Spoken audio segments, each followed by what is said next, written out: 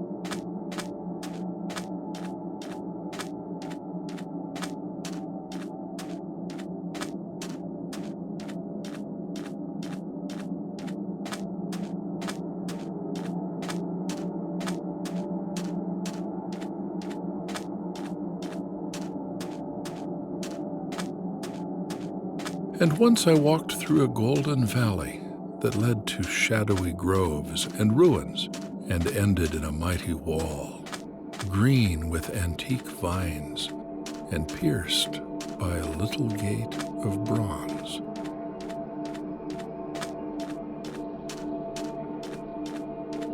Many times I walked through that valley, and longer would I pause in the spectral half-light where the giant trees squirmed and twisted grotesquely, and the gray ground stretched damply from trunk to trunk, sometimes disclosing the mold-stained stones of buried temples.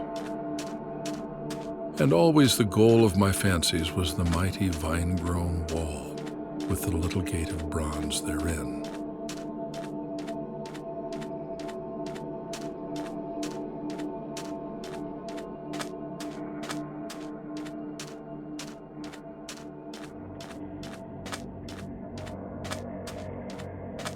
After a while, as the days of waking became less and less bearable from their grayness and sameness, I would often drift in opiate peace through the valley and the shadowy groves, and wonder how I might seize them for my eternal dwelling place, so that I need no more crawl back to a dull world stripped of interest and new colors.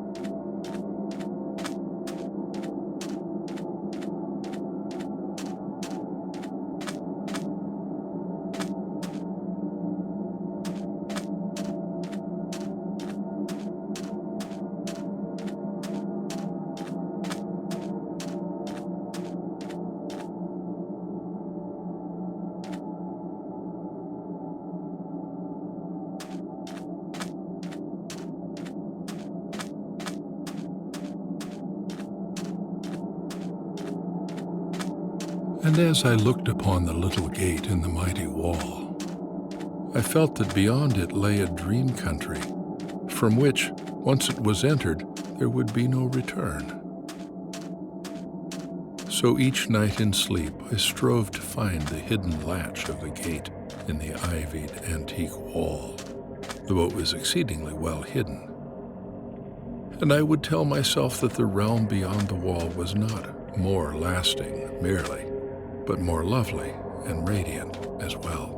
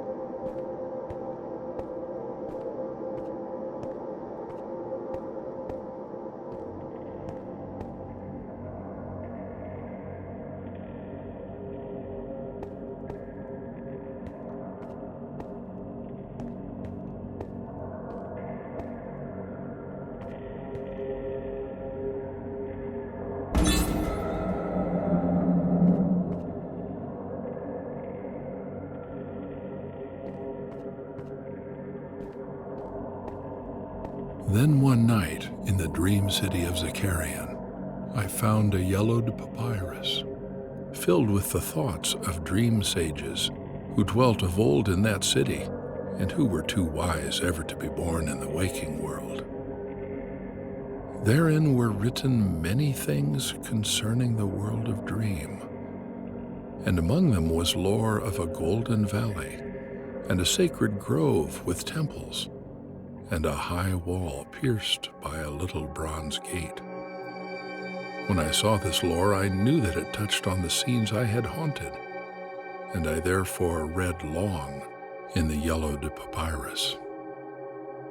Some of the dream sages wrote gorgeously of the wonders beyond the irrepassable gate, but others told of horror and disappointment. I knew not which to believe, yet longed more and more to cross forever into the unknown land. For doubt and secrecy are the lure of lures, and no new horror can be more terrible than the daily torture of the commonplace. So when I learned of the drug which would unlock the gate and drive me through, I resolved to take it when next I awaked.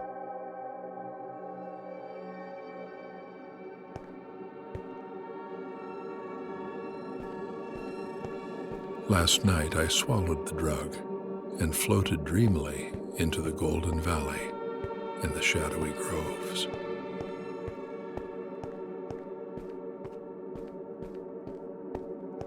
And when I came this time to the antique wall, I saw that the small gate of bronze was ajar. From beyond came a glow that weirdly lit the giant twisted trees and the tops of the buried temples. And I drifted on songfully, expectant of the glories of the land from whence I should never return.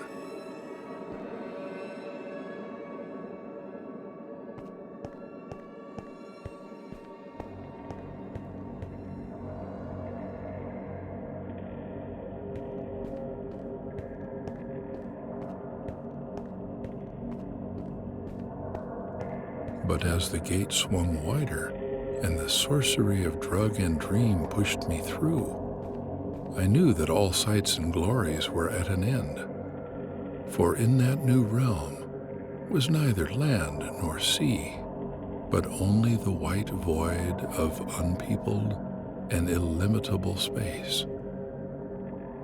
So, happier than I had ever dared hope to be, I dissolved again into that native infinity of crystal oblivion from which the daemon life had called me for one brief and desolate hour.